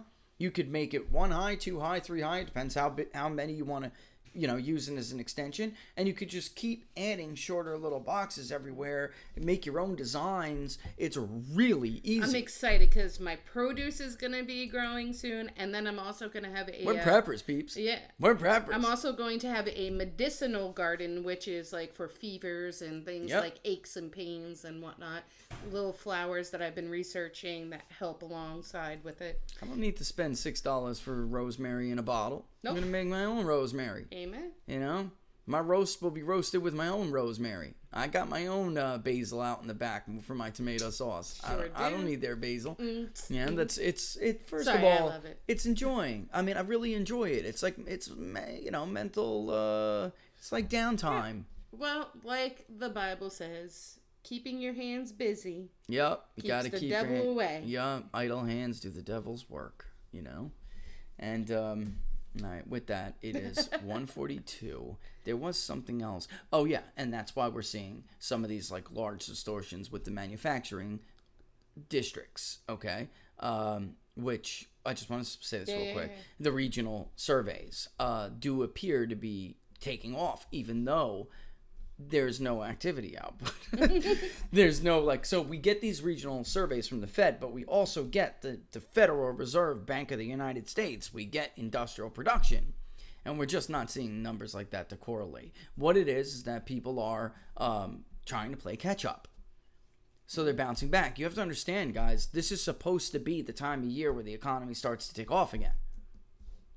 And it could be a case like under Obama, where that first quarter was always weak, even negative, right? Yes. So Joe Biden, frankly, we didn't give credit to Trump for his first quarter either, which was the weakest quarter Trump ever had, actually, because that was technically Obama's quarter still, yes, And this is what people should understand about what we're seeing now. We won't get an accurate picture on how the economy's doing under Joe Biden until Q2, Q3, and that's when we will, right?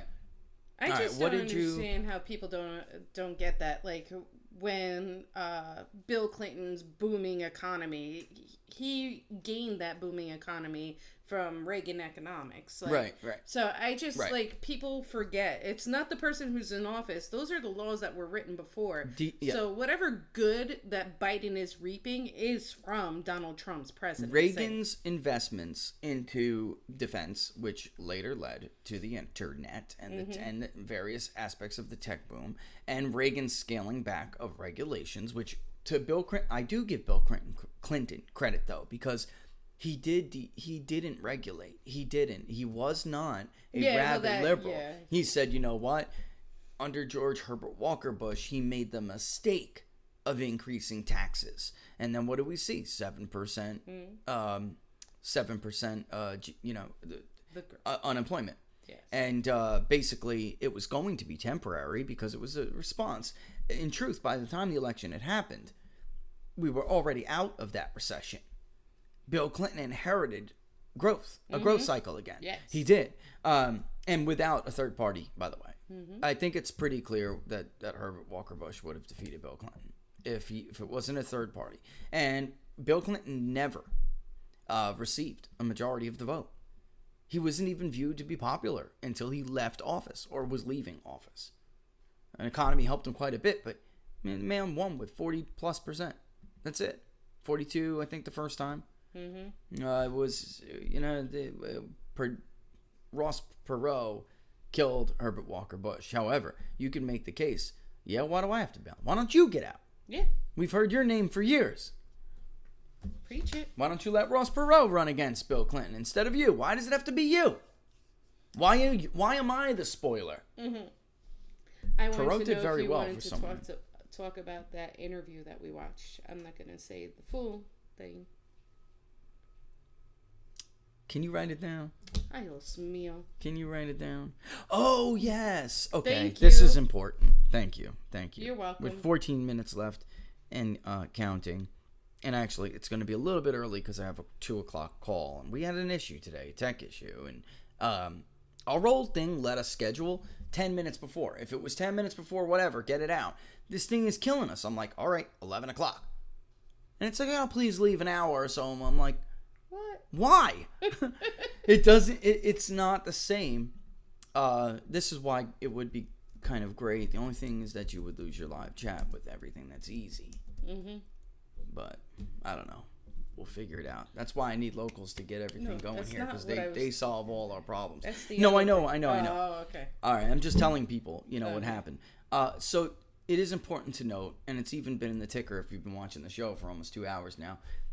This is the first time we have heard Donald Trump make a comment in his first televised or face-to-face interview since the election. He gave it to his daughter-in-law, Laura, who, as we spoke about earlier in the week, joined Fox News. He was pretty definitive about the fact that there is a possibility, a real possibility, that he will run in 2024. And I think what happened here, because when he got out, I'll tell you right now, the reports about Trump immediately wanting to run again are false. That is not true. He wanted to get a hold of the political lawfare he had jumping down his throat. He wanted to rebuild his brand a little bit and help with his brand. And he was not thinking about running again at all. I'm telling you. The media made the resurrection story possible. They're making the resurrection, the Lazarus effect. They're making this possible because they just can't leave him alone. And I actually think he's had a rather poor, well, would you really want to go back to all but I that would have been nonsense involved stuff? in Georgia. That was yeah, important. yeah. To be hands-on in Georgia during this bill was very important, and he should have done that. That was a gross mistake. But in any event, he was asked. She said, the most asked question I get is, will your father-in-law run in 2024? Is there any hope? Should we hold out hope that you will run in 2024? And he made it very clear, yes. He also went on to say that he won in 2020, that they stole it from him. He called it, and I quote, I mean, you can hear he does wholeheartedly believe that he won. He knows he won. Where are we? Calls 2020 a corrupt, fraudulent election. All right. So there you have it. All right. So yeah, that's something I should have brought up, and that is the most up to date. The comment we got at CPAC was a very textbook Trump kind of like joking threat, where you never know who could run, you never know. That's Trump to the rest of the Republican Party saying, get in line, get in lockstep here, or I could come back and I'll make your lives a living hell. That's what Donald Trump was doing. This was different. This was, I don't see anybody who can win right now. Yep. And if there's nobody willing to take the mantle and run, this country's going to be in deep trouble. It sounded more like what I heard in 2015 at CPAC. Yes, he doesn't want to be president. He truly feels the country is in deep doo-doo, and that he's the only one who can win. You know who would make a great vice president? You. Get out of here. I would never do those jobs. If he asked you to, you so would. It's your civic duty to do yes, so. But don't even try. I would not make a good candidate. I don't have high name recognition, and all the things that come with it. But the vice president really doesn't have much of a impact on the ticket. But I'm telling you. It better not be that silver skunk. In the process of Laura, I ain't playing. He did say a little bit ago, maybe a month or so ago, somebody had said, if you do run, will you replace Mike Pence? And he was like, I wouldn't replace him, or there were no thoughts on replacing him or something like that. Thoughts, but I think that's you. I think that's crap. I think in the end, he would run somebody else. Yeah. And it would be smart too. Sorry, Mike, but it's just true. It would be smart to put somebody else who makes Republicans feel more comfortable, like Ron DeSantis would be a good vice presidential. He's just not that. He's not at president level yet. Mm-hmm. And the truth is, nobody's at Trump level. Mm-hmm. Right? Obviously, they're clearly terrified of Matt Gaetz running for governor and becoming a governor or a senator or whatever it may be. And then being able to springboard to the presidency if he so wanted, or even a vice presidential candidate. Mm-hmm. They're clearly terrified of Matt Gaetz. Otherwise, they would not have put this on him. Even if it's legit, I'm saying. Let me just make this very clear. Even if the investigation is legit, which I do not think it is. Even if it's legit, they would ignore it if they didn't think he was a threat. think back to Glenn. I don't know if Glenn's still with us, but think back to what Glenn said. 2 years ago almost now, right? Or long? What was it? He said, if you don't have the FBI coming after you, if you don't have the media constantly trying to smear you, then you're not worth voting for. Seriously. That's where we're going to be at in a little bit.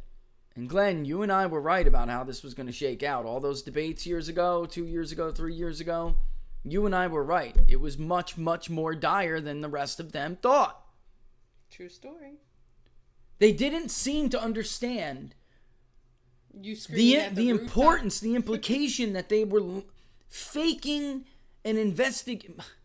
They told the American public without any evidence, knowing that it was not true, knowing it was disinformation, knowing it was a lie. They told the American public that their duly elected president was a traitor.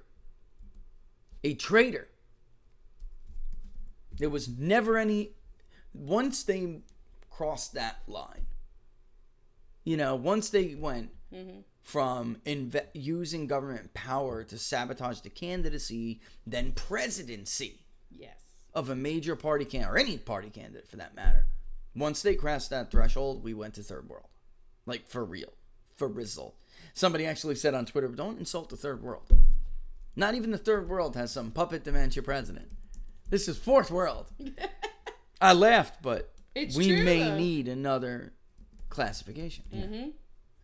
Heck, we're seventh world at the moment. At this moment, we're in big trouble. All right, so let me wrap this up, close this yes. out so I can be okay by 2. All right? We love you guys. Yep, don't forget, you'll see us, by the way, 11 on Friday, as long as there's no technical issues. But thank you to everybody who did make that switch and go to noon. All right, I know that can be very, very pain in the butt when that happens. It really can be. Hopefully, we'll be able to talk more about what we're putting together in California on Friday. I'm sure we will. And then I fairly certain we're going to wrap up this national poll and have it on What Are the Odds on Monday at 2 p.m. I hope so. We're definitely going to have something. I just hope it's totally done. I feel good about every subgroup target, and we'll see. You guys know me. I'm like how I am. But this is why I do much, I have the track record I have. I'm meticulous about this. It matters. It does. It matters. I can't tell you how many autopsies I've done over the years. And I was right about response biases. I was right about social biases. And you have got to compensate for them. He is literally the best pollster in the nation and in the world. Okay? That's a nice compliment. Why? It's the truth, honey. Sorry. I was more right in Israel, too. That's just the truth. More right than BB's own pollster. All right. So there we go. I'd like to start polling Great Britain. That'd be cool. Soon. Yeah. I'm fascinated by their electoral process. I'm not sure I want it, but I love how they have. I love how what we call them seats. I love how theirs are set up. The last election to me was a banner election. You had areas that were Labour for generations finally go Tory. And it was a phenomenon, much like what we're seeing here, where if you're not a London Metro, then you're Labour. Or Scots. The Scots did very well. They actually took a couple from Tories, but that's still, right of center. So very fascinating stuff going on over there. But, all right, with that, don't forget to like the page People's Pundit Daily on Facebook if you guys watch on Facebook Live. All right? And, of course, if you like the show, hit the like button on YouTube. Hit that little thumbs up, If you don't like it, hit thumbs down. I'm a big boy. I can take it. But if you like the channel, then subscribe to People's Pundit Daily on YouTube, the YouTube channel.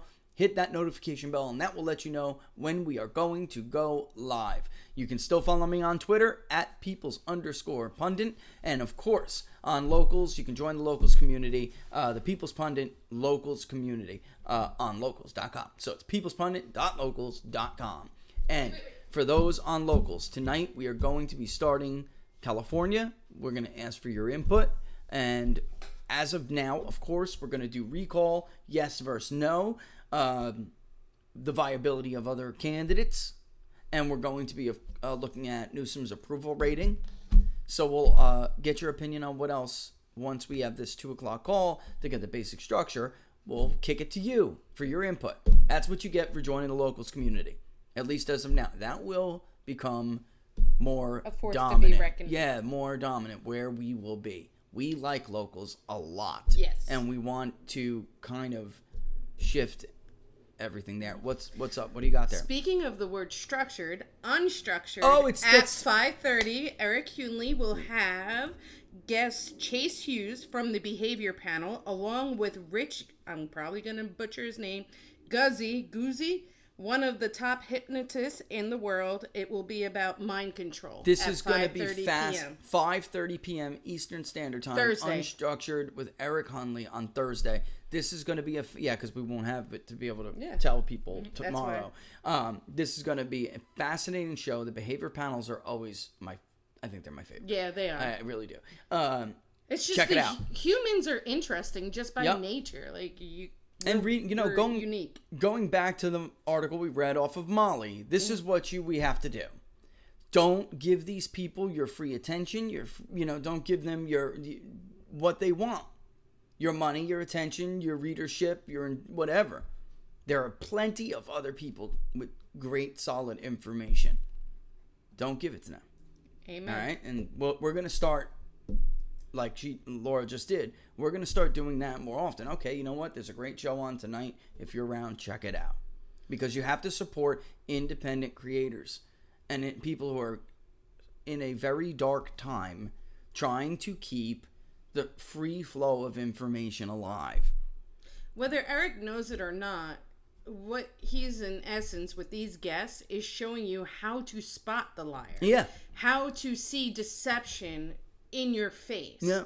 And that's something that I think it's is more really, than that too. I mean, it's just so much more. It's and then really how cool. we're being molded and our behavior is being manipulated to what they want. So I just think that's really interesting. It's a wake up call. So well done, Eric. It's a good skill to have.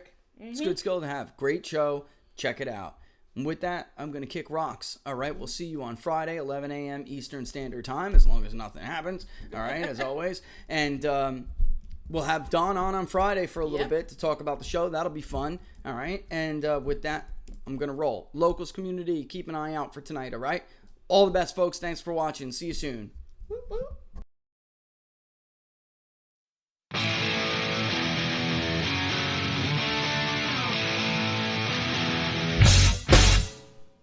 How much you wanna bet that I can get you back inside your head before the summer ends and spread a little love.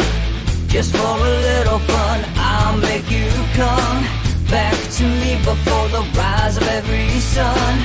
Baby, it's meant to be. I know you got a man, but he don't understand. You're gonna be a heartbreaker. You're such a love taker. So just suck me in and you can toss me like a cigarette. 'Cause I just wanna be a bad habit, yeah.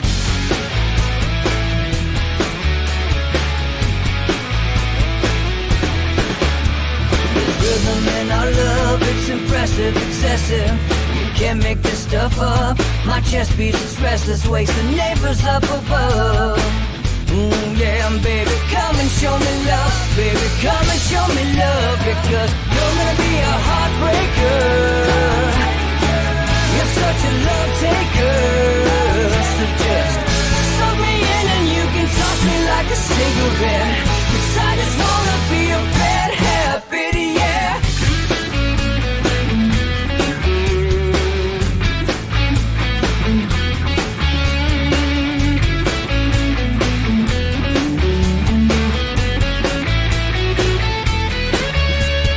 Get on a plane and take a one-way ride. Steal us away to find a place we can hide. It wouldn't take much to disappear for a night. Just to give in to the need and leave it all behind. 'Cause I know that you know that I know that you want me. You told me, now show me, come blow me away. 'Cause I know that you know that I know that you want me. You told me, now show me, come